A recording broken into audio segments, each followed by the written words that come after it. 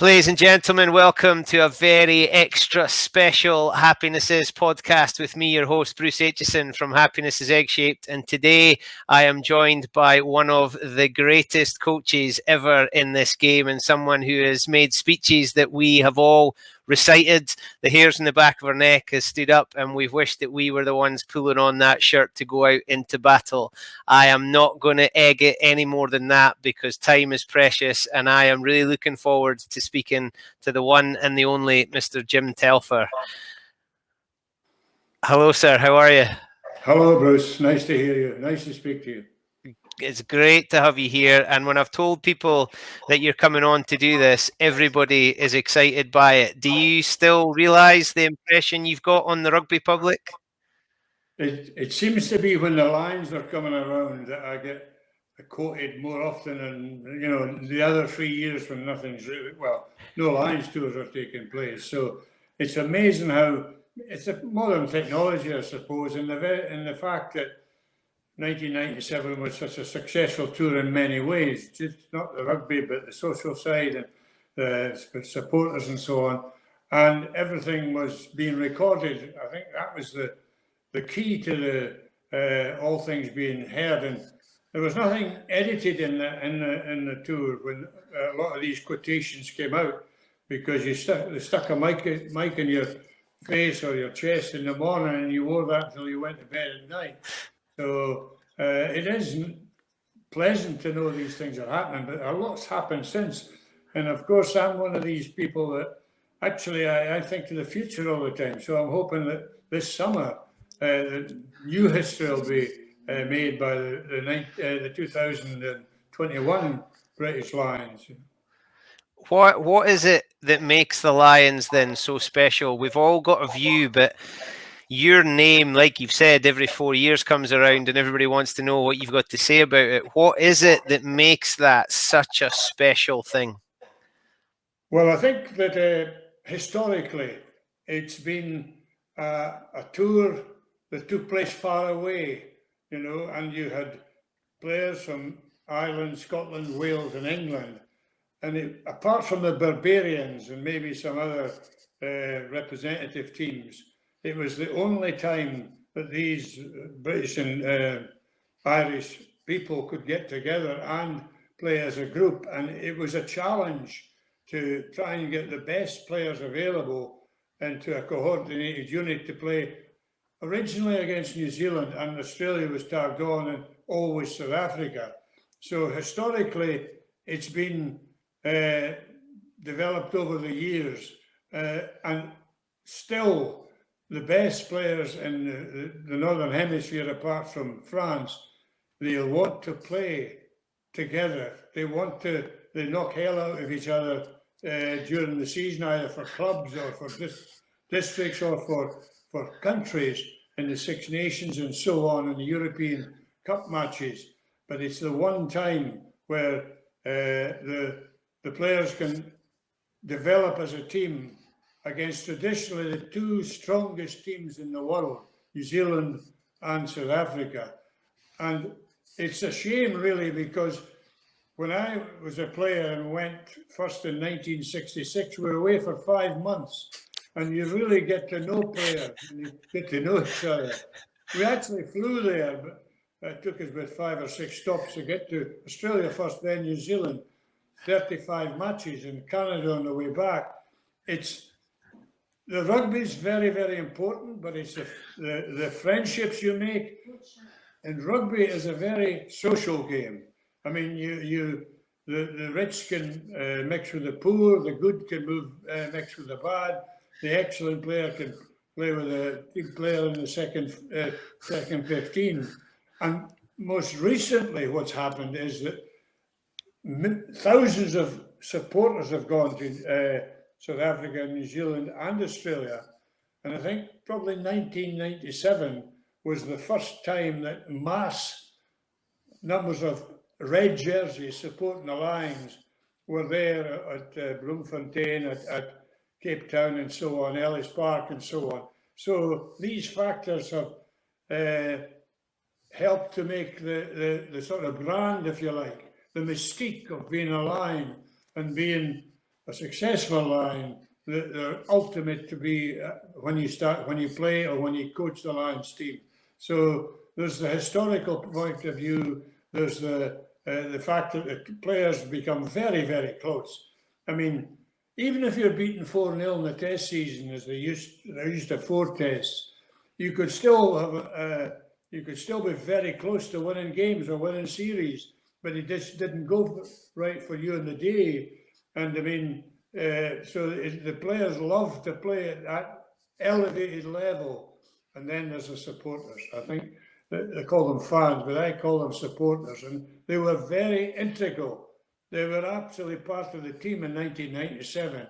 And it's a shame. Really, it's a disaster. There's nobody going to be able to see them live in places like Pretoria or Cape Town or Ellis Park or I think it's changed its name and they're playing probably in Soweto now. So I know a lot of people don't like it. It's been squeezed and squeezed and squeezed until it's almost unrecognizable as far as this time is concerned.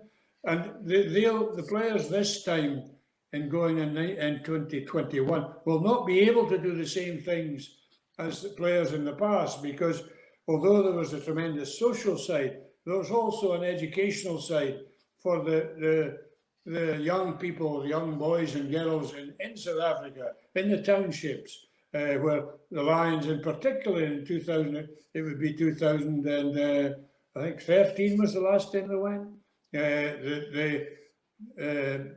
No, 2009. 2009, yeah. They went out to, educate the youngsters, and the players love doing that.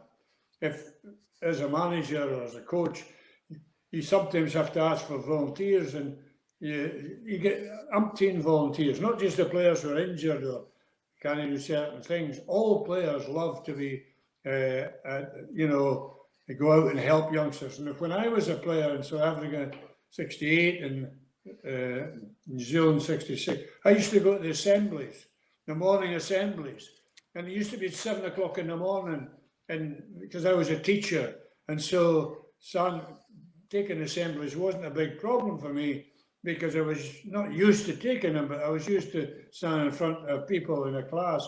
So that used to be a big thing. You were asked to go out and speak at the assembly and answer any questions the youngsters want.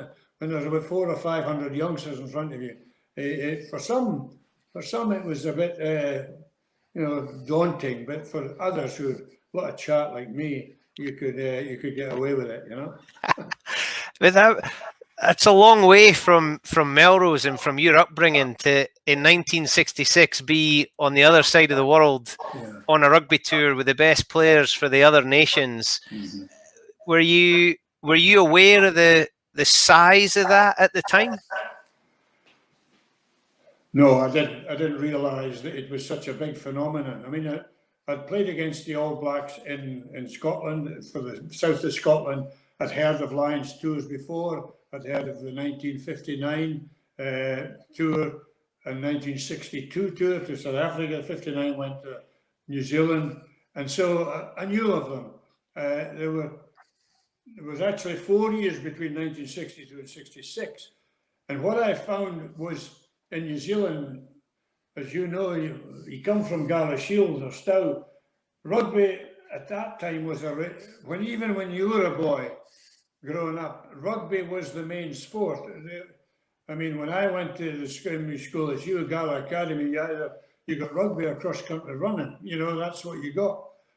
So most people opted for rugby because they didn't want to get cold and wet going up the hills. So when I went to New Zealand in 66, I knew that it was a religion to be there, but the welcome you got and the fact that every township you went, every farm or every small village you went, they were rooting for the All Blacks, obviously, or the districts, because we played in New Zealand. We played 25 matches. We went up and down and round about, all 3 or 4 times in Wellington, 3 or 4 times in Auckland, Christchurch and Dunedin, and all the other areas like Poverty Bay and places like West Coast and so on.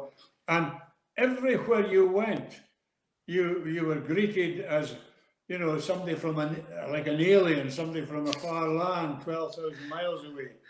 And coming from the borders, where everybody plays rugby, you know, it's a egalitarian sport. In New Zealand, it was even more so, and the most skinny-looking, you know, sort of athletic sort of chaps there, they were excellent rugby players because everybody played. And we had some tremendously difficult games against what you'd call country 15s. So that was an eye-opener in a way, but I was used to the borders being a centre of rugby in Scotland at that time. And so I just educated myself with the fact that New Zealand was just a stage further, or 2-3 stages further, and that everybody, every young person, every young man wanted to be an All Black.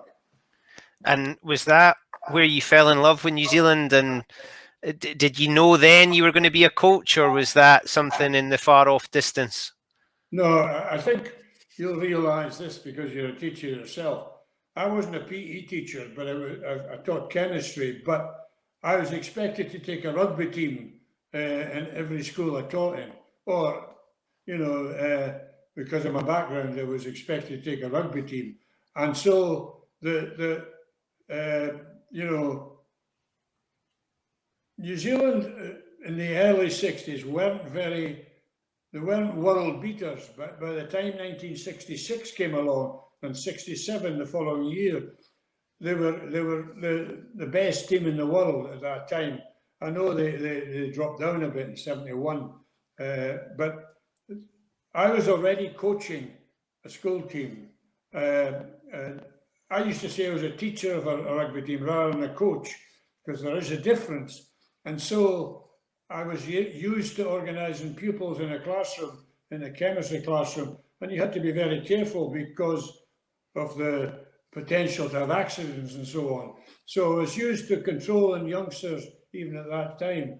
And so it was a natural progression for me to become a coach. And there was no paid coaches in Scotland. In fact, the word coach wasn't used at all. PE staff mainly took rugby teams, and occasionally people like me, science, maths teachers, English teachers, took a team as well. And so that's how it started. But the way the All Blacks played in 66, and especially the year after 1967, somebody's written a book recently, a New Zealander, saying that the 1967 tour to Britain changed rugby forever. And I agree with them. That team, I think it was unbeaten. I don't think it went to Ireland for foot and mouth or something like that.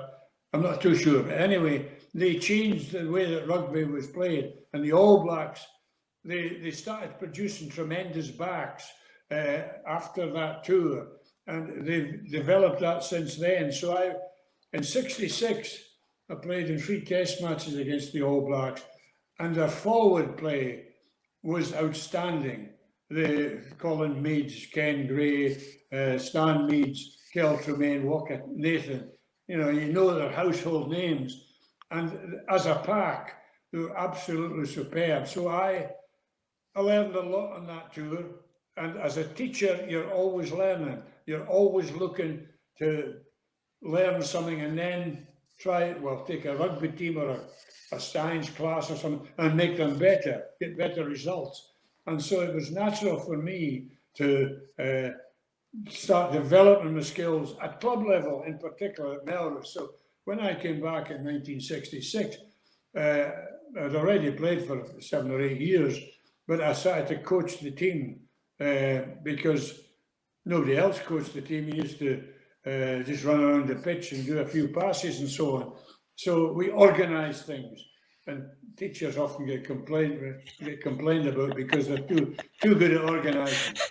And some of the players resented, hard training. But so that's where I started my thinking about coaching. And the other thing that struck me was New Zealand was very similar to the borders, very similar to Scotland, in that a lot of people had Scottish names at that time. They'd emigrated in the 50s and 60s. The countryside was very similar. Local rivalries were similar to what we had in the borders. They're not as close. Gala's 4 miles from Melrose. I think in Otago, a local derby can be 20 miles apart. You know, well, that's Hoyk from here, but Kelso's even closer, Jed, and so on, Selkirk. So it was the local rivalry, the fact that Scots people there, but the type of person they produced was very similar to the type of person who played rugby in the borders and, generally speaking, in Scotland, because they're not all that different, apart from a few slightly slickers and so on, you know. So they do quite well at rugby as well, I must admit. But so there's no doubt I copied the All Blacks. I copied the way they played rugby in New Zealand. I've been blamed for it. I've been told that you shouldn't try to copy, you have to produce your own way of playing. And I did that in the mid-70s. I produced a paper that for the future of Scottish rugby, and it was all about rucking and so on and development like that. And so I know that you have to produce individual players to play the way they can play, but the format, the blueprint was really how the All Blacks played. And you see nowadays, everybody else tries to copy the All Blacks. It's amazing. They win World Cups. They won 3 already. England's only won once. You know, South Africa won 3. I was never going to copy or take ideas from South Africa because of the terrain in South Africa. It's like a continent. You know, it's like Europe, almost as big as that. And you can be in the high veld at 500,000 feet, and then one day down at the sea the next day, and they're completely different.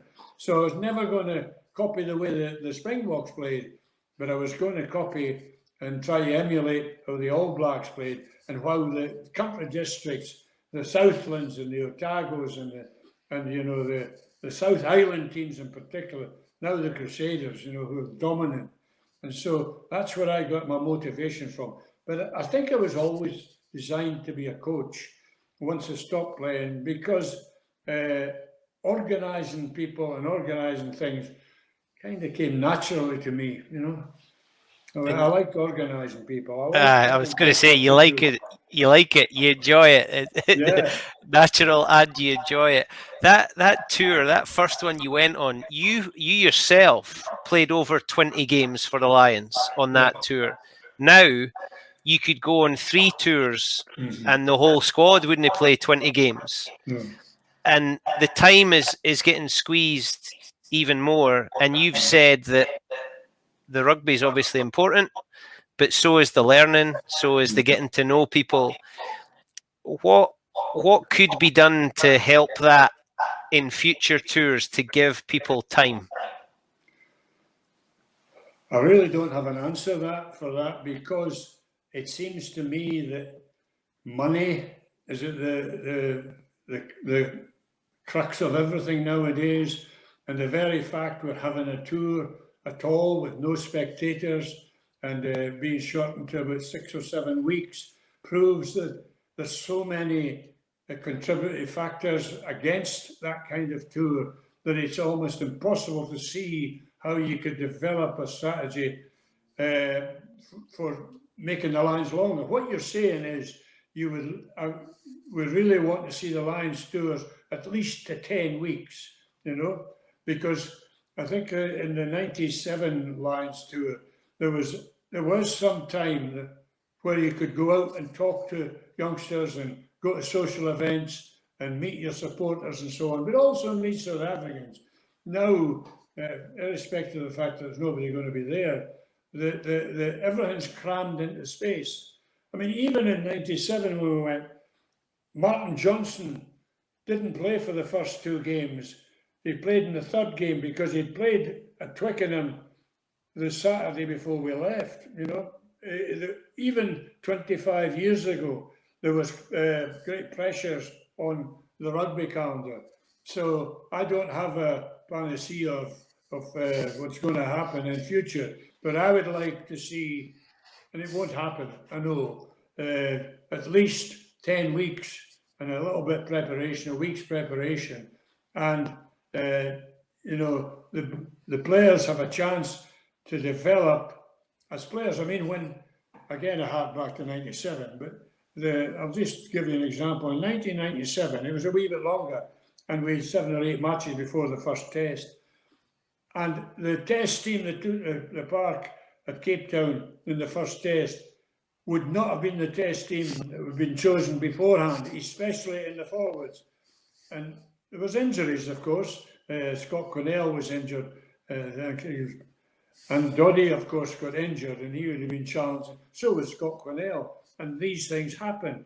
But we were able to produce a pack that could contain the Springboks, but it wasn't the same pack that most of the scribes would have chosen before we went, because most of the scribes are English, and so they picked their own teams, but I picked my own team, and so that was one of the things we were able to do. I think Warren Gatlin and Gregor and so on will have to think of a test team after a couple of weeks, couple of games, simply because they just don't have the time to mould them together. But I think also they have great advantages in that the players, although they don't play against each other, or they don't play with each other, they've played against each other, and there's so much statistic work and that sort of stuff now, work on the computer, that they'll know the team they want probably, and the players are, could I say, better than they were in '97. They're used to playing in top matches a lot more than they were then, internationals, European Cups, premierships, and so on. And so the players will slot into the way that the coach wants to play, but he has to decide, or they have to decide, what style they have to do to beat the Springbok. I mean, Ian McGeechan was chosen in 1996. You probably know this. He went to South Africa in 1996, a year before, and he stayed with the Springboks for 3 weeks. For 3 weeks, and learned how the Blacks were trying to beat the Springboks. And he got good ideas. If you ever speak to him, he'll give you. It was open. He was welcome into the All Black camp, and he produced a strategy to at least compete with the Springboks. And then, if you had quality players, he could actually beat them. So I don't think Warren has had that opportunity. And of course, with COVID, he hasn't been able to speak to many players in this country either. But he has the advantage that if he wants, there are players who played in the 2017 quite successful tour of New Zealand. It wasn't a complete success because they drew the series, but it was as close as you can get. And so he has that backbone of experience there. And so, but very quickly, Gregor and the rest of the coaches and Warren will have to decide, this is the route we go down. And of course, you can never work out what injuries are going to happen. And I know that players at the moment are apprehensive if they're playing. I think there's more chance of being injured on the tour than there is before you go. Yeah, it's a big challenge. There's a couple of things in there. One about '97, but you spoke about the time, and you played 20 odd games, and you'll have played against little provinces and probably regional select teams that were a one-off just to play the Lions. By shortening the tour, you're not just taking away from the Lions, but you're taking away the chance of that guy in the countryside of South Africa, New Zealand, Australia to play in a game that will probably be the pinnacle of that player's career. That's quite a sad thing, isn't it? Yeah, well, definitely. I mean, when I went in '66, there was 35 matches, and there was 25 in New Zealand, 8 in Australia, and 2 in Canada. It had been reduced to 20 matches in 1968, but that was, you went to play places that in South Africa that you only read about in books, real hillbilly towns where they didn't speak English at all. The spectators, and they spoke Afrikaans, and so that is absolutely true. I mean, some of these country teams or combination of small districts, they were just as tough to play against as the test team. Not in the same way, but they were out to get you. You know, it was a badge of honour if they beat the Lions, and the Lions have been beaten in some matches in South Africa they should not have been beaten in, and certainly in New Zealand. You know, down in Southland, our first game in '66, we come from Australia unbeaten. We won 7 matches and drew one, won 2 tests easy. Went down to Southland, Invercargill, pouring wet, and we were beaten first game. We were then beaten the next Saturday again. And so it was a rude awakening. But they at that time, the games were dirtier in some of these provincial games, if you like. The test teams were clean, the test matches were clean, reasonably clean, if you could, you know. Colin Meads had his sort of reputation, but he was on the whole very clean player. And so that will not happen in the future at all. The bloke in Uppington or somewhere like that, Nelspruit or somewhere like that, would be playing for Eastern Transvaal or whatever, like Mpumalanga or I mean, Doddy was injured in Mpumalanga. It takes a while to be able to pronounce it, let alone be there. But that was Eastern Transvaal, Western Transvaal, Northern Transvaal is of course the Bulls now. But these places, not just the players enjoyed it, but the spectators, the supporters loved it. The fact that the best players in the Northern Hemisphere, or Britain and Ireland, were there visiting their town, you know, and they were there to show off the town, places like Kimberley and so on. Lovely places and lovely people when you're there, but they were hell bent on beating you, you know, both in New Zealand, Australia not so much at that time, and certainly in South Africa, because they look on the Lions as almost the World Cup, you know. I know that it was the biggest show at the time, wasn't it? Because there wasn't a World Cup, so the Lions was it for them. Oh yeah, I mean, that was when they proved to be the unofficial world champions, if you like. Although I think the All Blacks and the Springboks still looking their own game as probably, apart from the World Cup, the pinnacle of their careers. Playing against the All Blacks for the Springboks and vice versa. Okay. The bit about or one of your speeches in South Africa. Now you've probably made thousands of speeches before various games as a captain, as a player, as a coach, but you make a comment about the Brit abroad. You look for an English pub, a pint of Guinness, and a British paper. So that's being lost, I think, isn't it? And on these tours that are so short and just against some of those towns you mentioned and places you mentioned, that's where you get the culture of the place. Oh yes, that was when I said that. You look at an Irish pub and a fish and chip shop and a paper, because you want to be British when you want to not be in a foreign country. It's like a holidaymaker, as I said, and that's one thing the Lions have to adapt to. The players. They can't allow themselves to get homesick.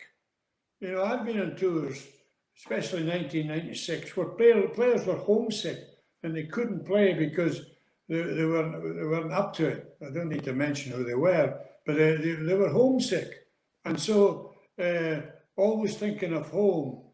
It's not a bad thing. There's nothing wrong with that, but you. As Ian McGeechan once described it, it's a 10-week phenomenon where a group of players and a group of people, 50 odd it was with us in 97, come together, and for those next 10 weeks they work to be successful, because that group of players and group of people will never ever again be the same, and so you have to make sure that you forget all about where you come from. You can I take it now, you text and all that sort of stuff.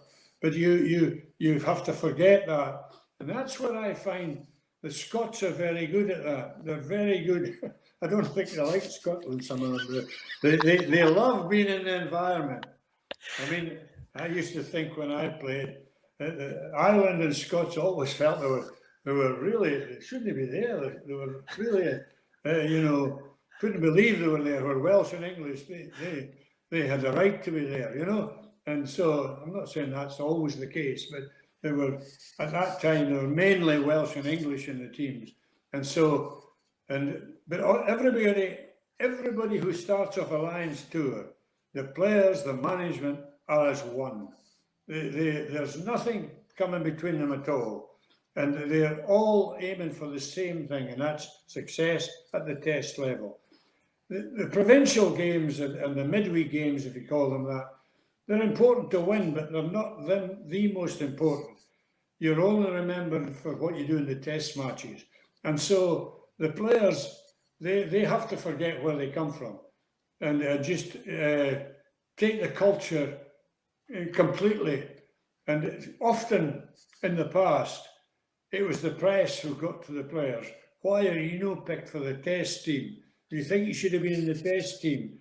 And, because the press, the first thing they do is when they pick a team, they look at the players not in the team, and they try to get opinions of them. And you've noticed that in some of the tours, like 2001, for example, where the players started to bitch at each other. And but in the tours I've been on, as a player and as a coach, the players are very good. I mean, I went to New Zealand in '83 as the only coach. We're beaten 4-0, but we were close in 2 of them. But the player, I found the players excellent. All Irish, Welsh, English, and Scots. They all mucked in together. We're just not good enough, at that time. I mean, they've had a lot of success, the Lions, since then. I mean, they should have won in 2009. And Ian McGeechan's tour to South Africa, and they could have won in 2017. So, and they should have won in 2001, because I reckon that the team that went in 2001 to Australia was a better team in '97. Yeah. The process to selection then, does Ian McGeechan get the phone call first to say, we'd like you to lead the Lions, and then he phones you to say, Jim, I want you to come with me? Or how does that process work? Well, I would think for the 97 tour, Fran Cotton was appointed as manager. And at that time, somebody like Fran Cotton was chosen because of his stature in rugby. He made a double line, and I think it was 74, 77. He played in the team that Willie John's team had been unbeaten in South Africa. He was a victorious Lion in South Africa. So the Lions committee, there is a committee, I think it's each country is represented. And so they chose Frank Cotton, and it was up to him to choose his management. And the first person he chose was Ian McGeechan, as I said before, a year before the tour. And then about when Ian came back from South Africa, he started making up his own coaches. I mean, he didn't choose the press man, or he didn't choose necessarily the secretary or something like that to the manager. And Ian asked me to be the coach, the forwards coach. I think I was classed as assistant coach. And so that's how it worked. And then he worked out with me and with Fran, but mainly himself, other coaches, fitness coaches, and so on, until you get your management. And so we had a coaching team, about 7 or 8 on that. So that's how it was done. Whereas in the past, if I give you an example of 1983, when I was asked to be coach, I went down to London for an interview, and I think there was 4 other people or 3 other people interviewed, probably the coaches of each of the other countries, and I was asked to coach the team, but I wasn't asked if I wanted any other coaches. There was only one coach, and when the selection took place of the players, I was the first coach of the Lions who had ever been in the selection committee and there was four representatives, four main selectors from each country. And we used to meet regularly and talk about the players. But I was the only coach, and I was the first selector and coach for the Lions. There had been coaches before. There were coaches when I went in '66. John Robbins and Dawson was the coach in forget his first name now. Ronnie Dawson was the first coach in '68, but he'd been captain of the Lions in 1959. He was an excellent coach, but I was the first coach to be a selector. And you're always asked to write a report when you come back. And I wrote a report. I spent a lot of time in it because we were just not equipped to do it. The structure of rugby in Britain at that time and Ireland was just not conducive to producing players of quality to be the All Blacks. So I put that down, but also said you have to have a bigger team of coaches.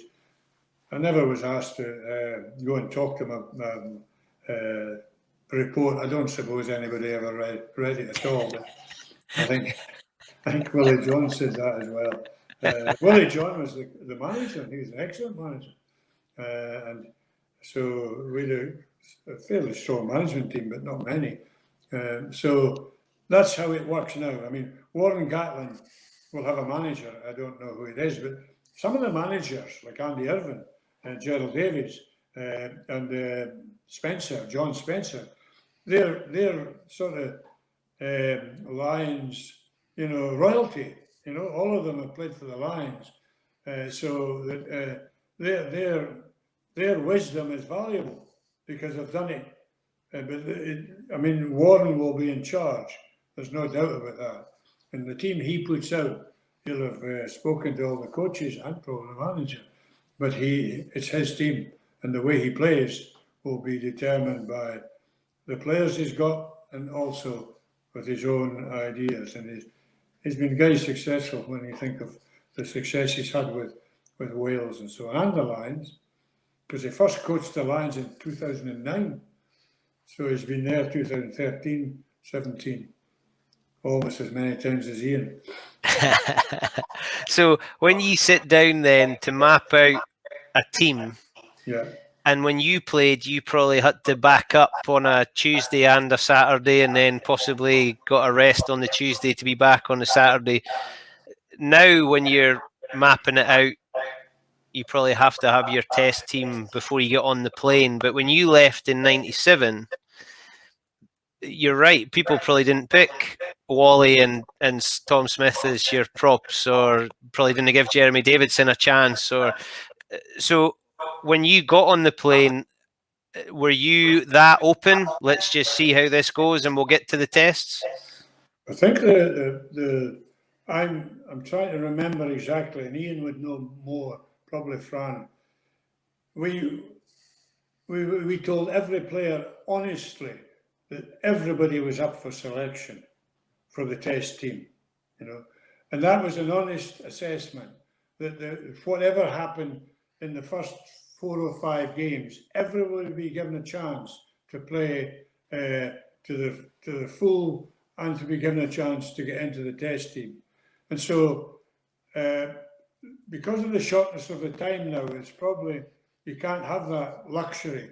We did have that luxury, and we did change the team every time. I mean, I can remember exactly who we played right from the time when we played in Eastern Province at Port Elizabeth down to East London, then to Cape Town, then up to the High Veld and so on. And we had injuries on the way because Doddy was injured in the 4th game. And I think about the same time Scott Quinnell was injured. And so you get knocked back because of that. And so everybody was given a chance to show what they could do. And then as you get closer, you try, especially the Saturday before the test, and it was against Natal, we had decided as much as we could what the test team would be. And we won by 42 points, I think, that day. They played brilliantly at Natal. I think they were probably the best team the province at the time. And so, but every player was given a chance. And I don't think anybody, if you asked them now, would say, well, we weren't given a chance. We were just there for backup, and so that didn't happen. And I had an open mind. But once I've made up my mind, once I've made a decision, I go with it, because I've found in coaching, selection is the key. If you're going to win team matches and championships and so on, you have to get the selection right. You can't muck about and say, oh, I'll do this and I'll do that. You make a decision. It was decided that Tom Smith would be our loose head prop, even although Jason Leonard was there. Wally, as you said, Paul Wallace was chosen. And Paul Wallace wasn't in the original 35 players when we went, because Peter Closey was chosen as a tight head. I think with Jason Leonard, and I think Graham Roundtree was the other loose head. Peter Closey failed the fitness test on the first day in London, and Paul Wallace was brought in. So you can see that he overtook some people to get there. And so, but once you've decided on the style of play, and Ian was excellent what Ian did. He wanted players who played slightly differently. You don't beat the Springboks by beating them up. You don't beat the Springboks by running straight at them.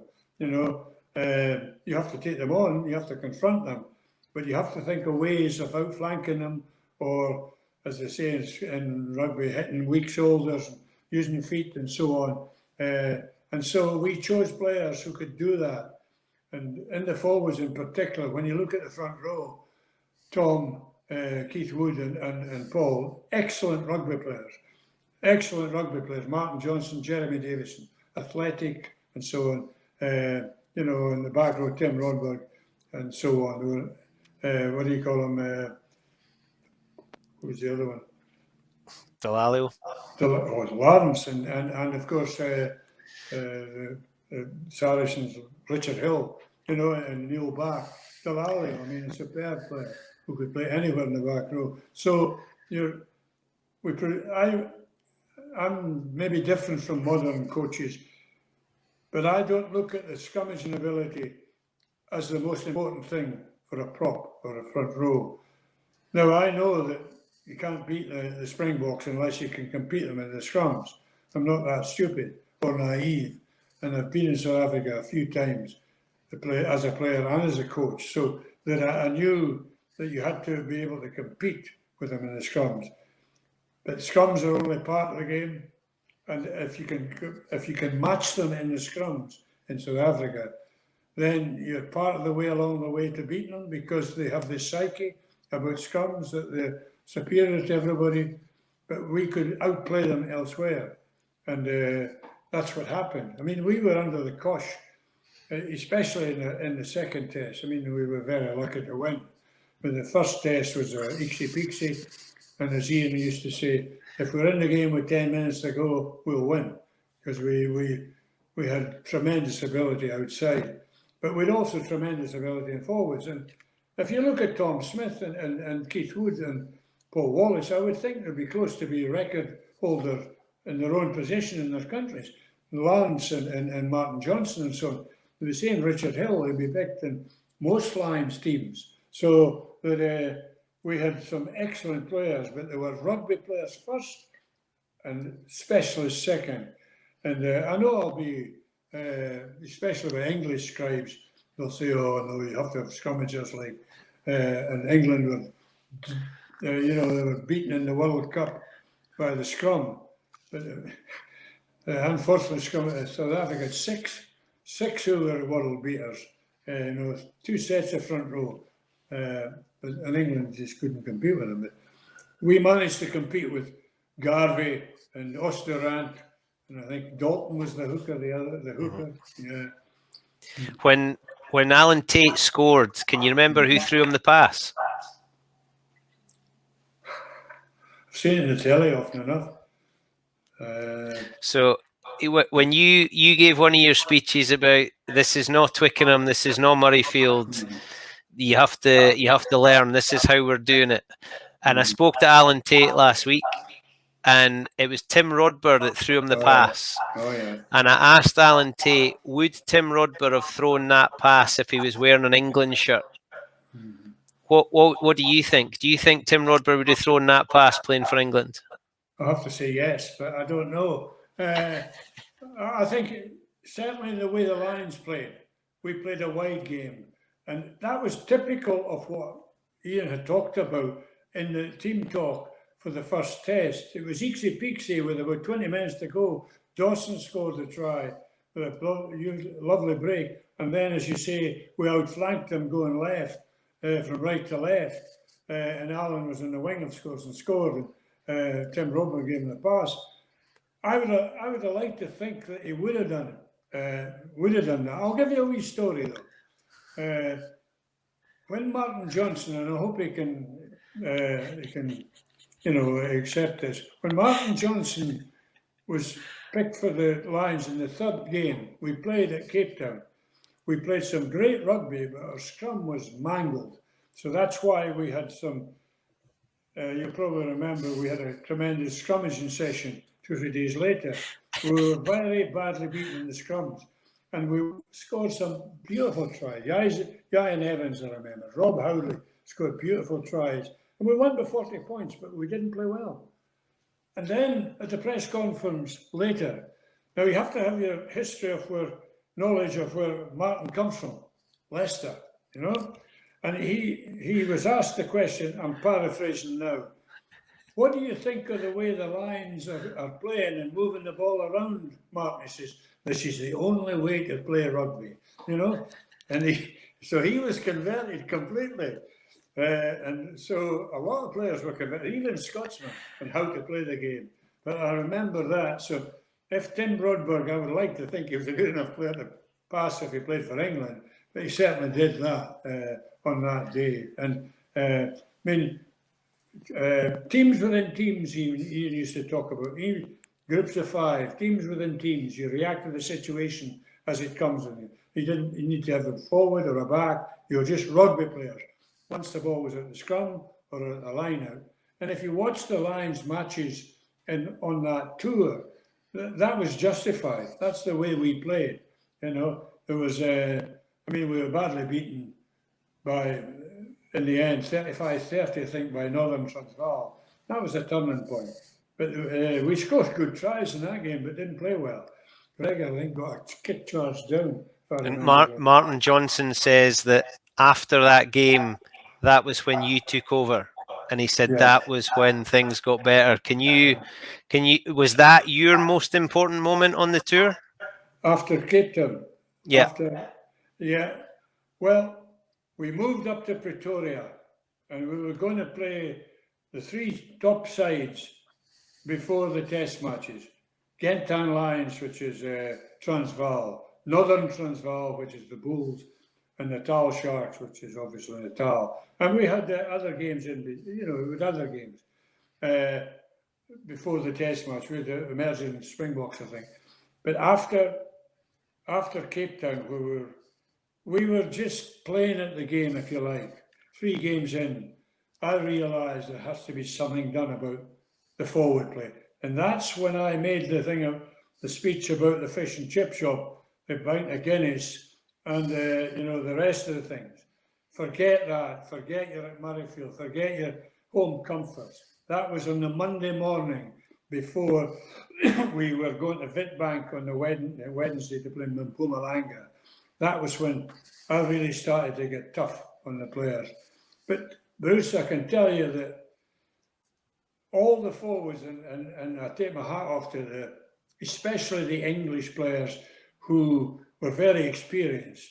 I have great respect for them, Jason and Lawrence and Martin in particular, Richard Hill and Neil Barr. There was talk in England that they wouldn't accept what I said, but I was very honest with them before that, but even after that if we decided to do something, we did it together, and nobody bitched about this or that. They didn't say it was too tough, too hard, or so on. They accepted that I would have to, I was the boss and they were the pupils, if you like. They were the workmen. And they accepted that because I was a bit worried when I went to coach the Lions. I hadn't coached for 4 years. I worked at the union, at the Scottish Rugby Union at that time. So I hadn't actively coached since I'd left Melrose in 1994. This was 3 years later. So I had a worry that I wouldn't be up to, the modern game, it was professionalised and so on. But they accepted what you might call old-fashioned rules, And when you think of it, Martin Johnson, he'd already been, an experienced player before that. He'd worked at Leicester. They'd worked hard, these blokes. Then you're talking about Lawrence Delalio taking sessions at Wasp and so on. They were prepared to work hard because they'd worked hard before. It wasn't as if I was introducing something new. And it was the same for Keith Wood, who's a very experienced player and played for Harlequin. So we agreed that I was the boss and they would do whatever I asked them to do. And that's what happened. So how tough was it to be away? Jim Telfer, Melrose man, everybody knows your love of the place, and to go through what you did with Doddy on that tour. I mean, he wasn't just a player that you'd got to know on that tour. He was somebody you'd seen since he was a daft wee laddie, and now he was a daft big laddie. How did that impact you?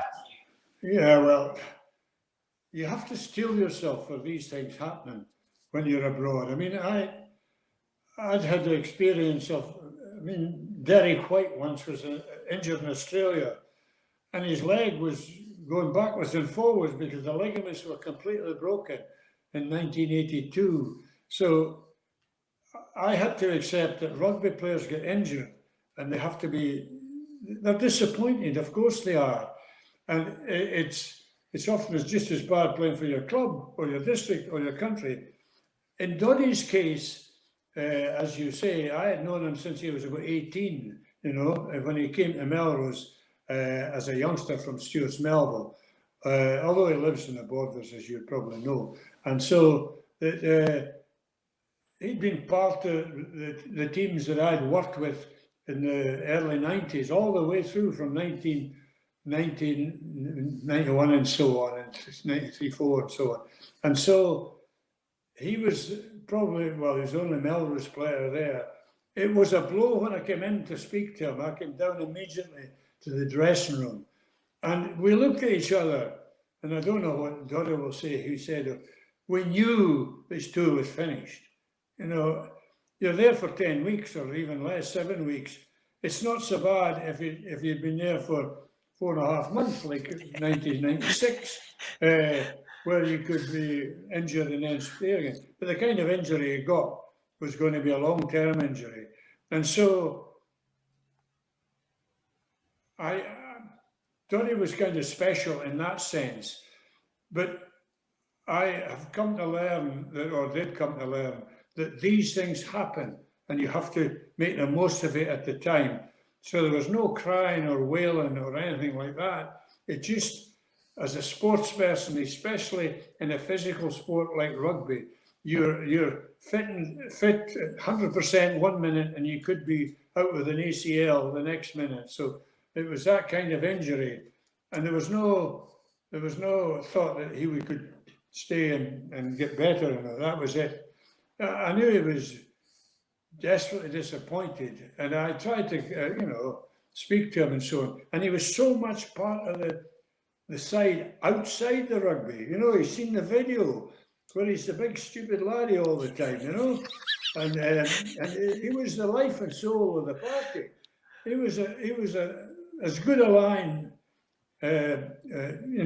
supporter, if you like, a good line player as you'll get because of what he did off the field or when he did on the field playing with the team. And so, if you could choose anybody who could be a caricature of what a lion should be, it could be Doddy Weir, because he gets on with everybody.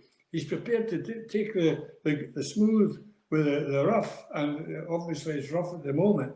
And so he was a great loss, and it was a great loss to the team because I mean, we got a replacement. Redmond came, a good player, but completely different from Doddy. And Doddy would have competed for a Lions place because, you know, Doddy's a huge man. He's an athlete kind of player. We want him in South Africa. That's why he's chosen in the first place. Because, I mean, I haven't mentioned it, but we actually did choose. We did choose players who could play the kind of game that Ian wanted to play. You know, and that's, you went on about Tim Rodburn. But, you know, all the players were chosen with that in mind. You know, even Scott Gibbs, I mean, Scott Gibbs was a tower of strength. He wasn't your sidestepping, you know, quick guy, but he was fearsome when he had the ball in his hand. He was even more fearsome when he didn't have the ball in his hand. He was quick in sidestepping at Wembley in 1999. Yeah, he did. Aye, that's right. He scored a try. Aye, he was, but if he saw an opponent, he quite liked running over the top of them, you know. So, talking about selection, you pick Alan Tate on the wing and Neil Jenkins at 15. Gregor gets to run at 10. Rob Howley was probably your test scrum half and gets injured. You pick a front row that probably wouldn't have been picked 6 weeks earlier, but you got it right. You got the selection right. What we only get to see clips on the video. So we only get to see the 2-minute selection committee meeting, and there's obviously lots. And I think Geach at one point is talking about what type of player, and I think you talk about Neil Back was obviously a player you admire, and the thing that was always held against him was his size. And what went into the obviously there was the style of play, and there was players who were going to be disappointed. What's the magic stardust that you and Geach had with selection? I mean, Neil Jenkins at 15, he must have been thinking the two of you were off your rockers. Well, Neil Jenkins at that time was the best goal kicker in the world. And in the second test, he kept us in the game, kicked goals all the way through until we got a drop goal. And so we knew that we had to have a very good goal kicker. We decided that we would go with Gregor at 10 because of his attacking flair. Now, Neil Jenkins was an excellent player. I mean, I've seen him playing up here in Scotland for Pontypridd, you know, before I think he went to Cardiff. And he was a really tremendous standoff, but he lost a bit of pace and so on. And Paul Grayson was the other standoff that went, but he was injured quite quickly. Mike Cart came in from an England tour. And so it was decided that they would have to have a goal kicker. So, and a very safe man under the high ball and so on. And also a very good rugby player. You know, he wasn't a fullback, but he could be second 5'8" if you want him to be. Or, you know, if Gregor was, we could play two standoffs because he was very. It was obvious he came to him that way, and that's how it was done. So that's why we chose Neil, because mainly of his goal kicking, but also his all-round ability. And he's a bloody good guy, Neil. You know, he'll give us all. He gave us all for the team and so on. And that goes for everybody, of course. So that's why he was chosen. I mean, you're right. You said the back division of this is a bit of all sorts, but that's not true. You know, we had Ian Evans in one wing, Jeremy Gusker, Scott Gibbs, and Alan Tate. You know, that's not a bad three-quarter line, you know, when you think of it. Because Alan Tate is probably better as a winger than he is as an outside centre, because he had that rugby league streak about him. You know, he could go for the line. And when you've got, Rob Howley, but, you know, Dawson, forget his first name now. Matt Dawson. Matt Dawson came in. It was excellent. But Rob Howley would probably have been the Matt Dawson wouldn't say that, but I think, you know, Rob Howley would have been the scrum half. And that's what happens. That's what happens. When I went on the tour in '83, Roy went in as scrum half. And there was two scrum half. The other one was Terry Holmes. And Terry Holmes was a superb player. So was Roy, but Roy was behind Terry Holmes. There's no doubt about that. Terry Holmes got injured early in the tour and went home. You know? Nigel Melville came out. Excellent scrum half. He was injured in the first game and went home. So you have to overcome these things. You have to just take the punch in the gut for these sort of things. And when Rob Howley was injured in Natal the week before, and he hurt his shoulder. It was really sad. It was just as sad as seeing Doddy, because he knew his tour was over. He got a tour in 2001, but he knew his tour was over. And it's a great thing to be in a Lions tour when you're fit and well. It's not so nice when you're not fit and well. No. How important were the rugby league boys? Oh, very important. Very important. The five of them, you know. I know that Ian said this publicly. He thought the best line on the tour was Alan Bateman. And Alan never got in the test team, but he was an excellent player, Alan Bateman. And Scott Connell had to go home. John Bentley was a character, Alan Tate and Scott Gibbs. Oh, they brought professionalism to them, to the thing, but they also were characters in their own right, you know. But they'd all made it in a different game, you know, rugby league. But they had all been internationals beforehand in rugby union as well. They weren't new to rugby union. They were coming back to rugby union. And so the experience of fitness and discipline and so on was evident with especially in weight training and things like that. They brought that professionalism to the regime. And you had a feeling when you're sitting speaking to the likes of Scott Gibbs, you've done things, you know, that a lot of other players haven't done because they've stayed in rugby union or whatever. And the same with you know, the likes of Scott Connell. You know, he'd chosen to go rugby league and he'd chosen to come back. Unfortunately, he didn't stay in the tour. They played in 2001 as well. So they weren't the icing on the cake. They were just a sort of glue that pulled everybody together and made sure we did things right, you know, as far as preparing for the games. I would love to have seen you as a chemistry teacher. Having been a deputy head teacher at Hawick High School, I was rooting through a drawer once and I found a headed bit of paper with your name on it as head teacher. How much of that schoolmaster did you have to take into being a Lions coach? It's just me. It's just me. I am a schoolmaster, or was a schoolmaster, and it's just my nature. I like to be bossy. I like to give orders. I don't give many orders in my house, I must admit. I know my match there, but I've always been, you know, in charge. I was captain when I was at school and so on. So it just comes natural to me. And it's natural to me to get youngsters in front of me in a chemistry class and just, you know, communicate with them and so on. I like communicating with people. When I was at Hawick High School, I enjoyed being headmaster at Hawick High School. I used to take a science class for each week, you know, 6 periods, because I wanted to keep in touch with what the teachers were doing. And I made sure that nobody interfered with my class. There was nobody to ring up and say, by the way, this is a right parent in, or there's a fight in the toilets or something. Somebody else can deal with that at that moment. And so, to be fair to the pupils, I had to make sure I was there for them, the 6 periods. So it was kind of like half an afternoon a week or something like that. But I was determined to keep myself in touch because, like yourself, teaching is a game you do in a classroom. You know, I mean, I became an assistant and a deputy and a head, but that's not really what you start off in teaching. You know, you start off as a teacher because you love passing on information to other people.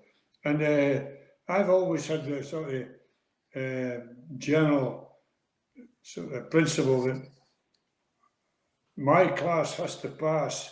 You know, if they don't pass, it's my failure to get them passed. They have to, you know, it's up to me to make them even better than they think they are themselves. Because some pupils, as you know, don't work too hard. And so it's a personal crusade every class I took. It's the same with every rugby team I've taken. Some people might say I'm driven, but I'm not driven. I'm quite a casual guy. Yes, I'm not sure I believe any of that. The communication bit is the bit I was trying to get to, and I'm glad you brought it up there, because you're obviously known for the Everest speech, and it's followed you around, and I don't know if you love it or loathe it, but it's meant a lot to a lot of people. How important is storytelling in your being a teacher, being a coach, being a headmaster? How important is storytelling? I think it's very important. One of the things I did when I was out with the Lions in '66, I was a teacher and I went out to learn. So when I came back to Gara Academy, I wasn't bragging about being there, but I used to talk about my experiences there and the things I did in New Zealand and so on. Same in South Africa. So many players then and now, they used to hide away in a room or whatever, or they would go fishing and that was all they did. I was determined when I went abroad to learn as much about the country and bring back that information to my classroom, even although I wasn't a geography teacher or an English teacher. And so what you're saying is important. I could relate to things I'd done. I mean, when I was in South Africa, we went to diamond mines, we went to gold mines, so you could talk about that when you came back to the classroom. I don't know about storytelling, but I mean, I could talk about things that I'd seen and done in these countries that to the youngsters 12, 13 in front of you are miles and miles away, 10,000 miles away. And so they're out of the reach of what they're trying to think about. But speaking to those newly professional rugby players, how do you grab them? How do you get your message across? And you come up with this metaphor of giving for your Everest. I mean, it's poetic. It's Robbie Burns. It's Walter Scott. It's Jim Telfer. Yeah. Funnily enough, until recently, 5 years ago, I stopped coaching at Melrose, the under-18s, and people used to say, "Oh, well, you'll be easy on them," and all that sort of thing. Can I say that I witnessed some of that, and you were not easy on any of them? But one thing, Bruce, and I don't know, it's not Melrose, because I coached some border teams, under 16 teams before that. The players loved it. They loved it as far as I could see. They wanted discipline. They wanted to be, they wanted to be told what to do and understand why they were doing it. But they came to training not to bugger about. They came to work hard. And so youngsters now are exactly the same as they were in that respect in rugby. I'm told they're completely different other ways. They have internet and all this and doodling about with their phones and so on. But when they came to Melrose and they played with the Wasps, they were all wanting to be as good as other players in the club or in Scotland. And so I'm not one of those people that say the youngsters today are this or that. I think there's some tremendous youngsters nowadays, and there can be the kindness, the most thought, thinking of others and so on, doing charity work and so on. And so I've a great admiration for modern youth. And I took the Colts at Melrose for 8 or 9 years, and they were tremendous. I absolutely loved doing it. And they came, whether it was pouring or whatever, and none of them could drive, so their parents had to bring them. They're under 17, a lot of them. And the parents made sure the parents knew they had to be there, and they did. They got them there. Hey, the parents were as scared as the kids were, Jim. Make no mistake. Now, I think Martin Johnson said that your passion motivates players. Now, you can hear the passion still in your voice and in the stories you tell. You've been a teacher, you've coached however many teams. There will be thousands and thousands of folk that have come under your nose for various reasons. What was the point in all of that? I know you wanted to make them better rugby players. I know you wanted them to pass their chemistry exams, but the influence you've had on a huge number of people and the ripple effect of that. What was it that you wanted to give them? I've never thought of it in that context at all, you know. See, I've never been ambitious. I've never been ambitious. You know how players say, well, I've always wanted to play for Scotland or England. I never thought I was good enough. And actually, it was the fear of failure that drove me. So that's probably still what, drives me. I mean, I used to practice my speeches to the Scottish team in the toilet on the Saturday morning before the game, and I had it all written out and so on, because I'm not a very confident person per se, so I have to write everything down. So I can't really answer your question. It's just, you must remember I taught in 6 different schools, so I've influenced quite a lot of people, for right or for wrong, you know. And so all I've tried to do is to always prepare very well for what I'm trying to do. Never, when I was young, I used to go to a lot of dinners, and recently you used to get asked to be, they used to want to pay you, and I used to think, my God, what if I don't speak very well and I get paid for it? I prefer doing it as an amateur, and still do. I mean, I don't go to many dinners now at all, but I didn't want to feel as if I was a failure, and that's been a driving force all through my career.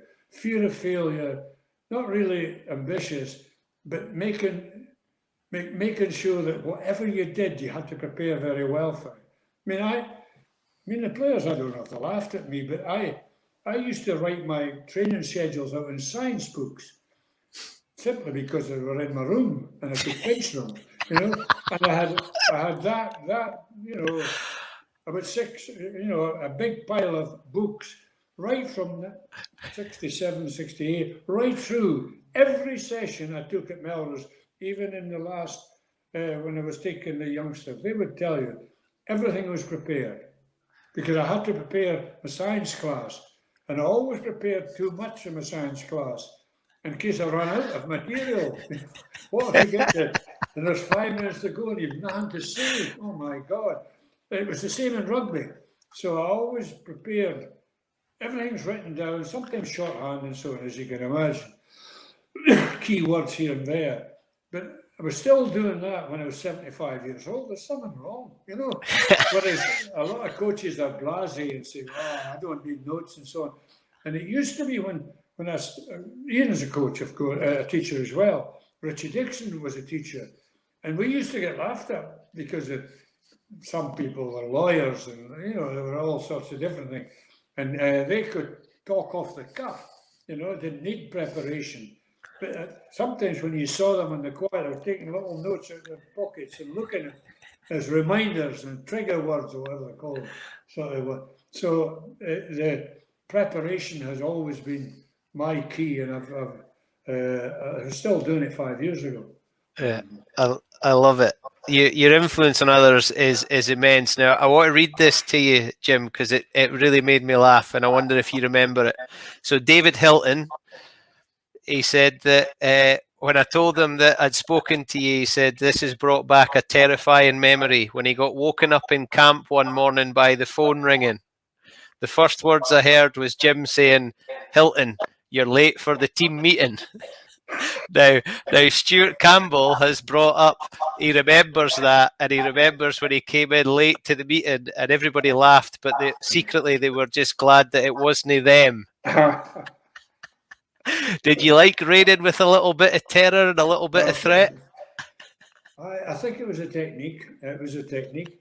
I think, Bruce, you'll know this, you become an actor when you're a teacher, you know, and your voice is important. You can shout, or you can be quiet, or you can suddenly pick somebody for doing something, and you point a finger and you say, Thompson, or stop that. When I started teaching the Gaelic Academy, every boy got called by his last name, unless he came from Melrose. Just shows you how brilliant you can be. Yeah.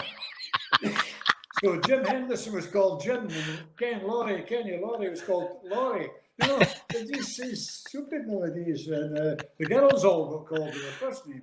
Anyway, I mean, I've been told by the Finlay Calder, White, Derek White, and who's the other one? Finlay Calder. John Jeffrey. John Jeffrey. That I used to pick on them, at the meetings, and so they stopped sitting together, so I couldn't pick on them as a group. But it is true that I used to fire questions at players to make sure they were listening. But I would warn them beforehand.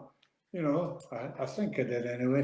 By the way, I'll be, a code or something, a line-out code, a scrum code for a move or something. I don't know what they're doing nowadays. They're probably too clever to have these things. But I used to shout it forward. What would you do there? At that line, what would you decide to do there? And they were sitting there. Oh my God! It made them mentally awake anyway.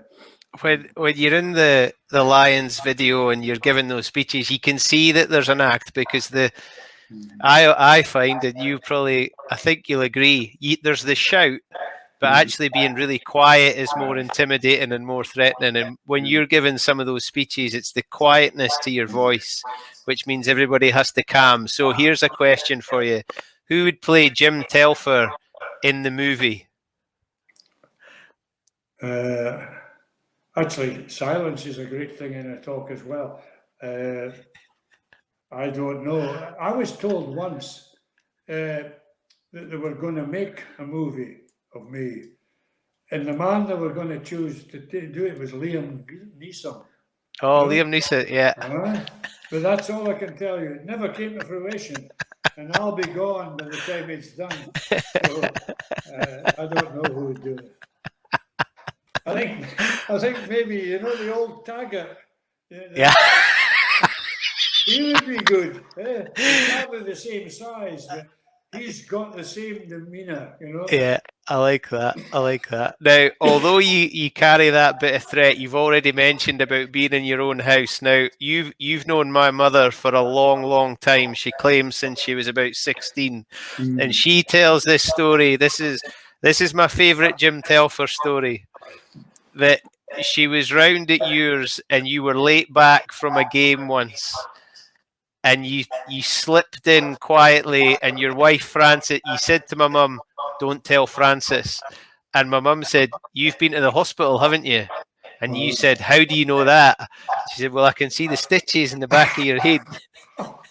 But she said she'd never seen you scared before until you came home late and you were going to get in trouble for Frances. So behind that man, there is a threat that keeps him going. Is that right?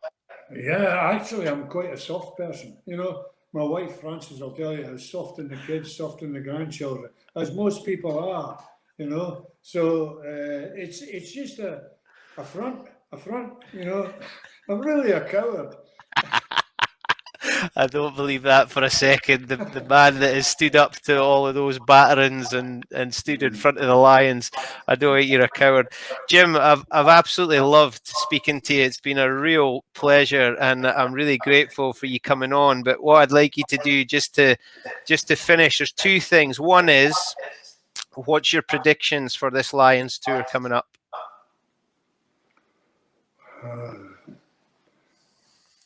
It's a daft thing to do to predict. I think the Lions will win 2-1. Okay, like it. I like that. I love the optimism. I think Lions nowadays are so well equipped, even though there's some players injured, and there may be the fact that the Springboks haven't played for a long time, and so on. I think the Lions should win. Yeah. Okay. Great. I'm pleased with that. I'll take that optimism. And then, Jim, can you finish the sentence for me? For Jim Telfer, happiness is beating England at rugby. I should never have expected anything less. And you've done that a few times as a player and as a coach. No, you've never been asked before. No. Doesn't happen very often. That's the point. Well, when it does, it's worth it, though, isn't it? Oh yes, right. Yeah, and it tends to happen on your birthday.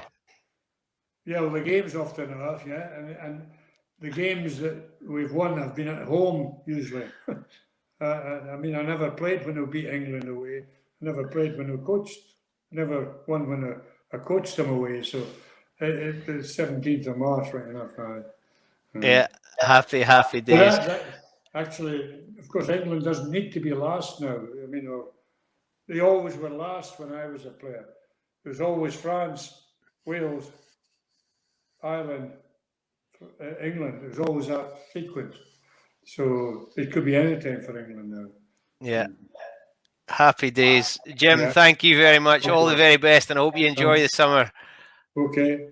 Same to you, Bruce. Thanks very much for having me on. And all the best with your podcast. Okay? Thank you very much. Thank you. That was gold, the absolute best. That, ladies and gentlemen, for podcast is my Everest. Thank you very much for listening. You can catch it on Apple, Acast, and Spotify. You can also watch on Facebook and YouTube. Please leave a review, leave some comments, and I'll pass them on to Jim Telfer, who is absolutely gold. I hope you enjoyed listening as much as I did. My name is Bruce Aitchison, and my happiness is egg-shaped. All the very best, and I look forward to speaking to you all very soon.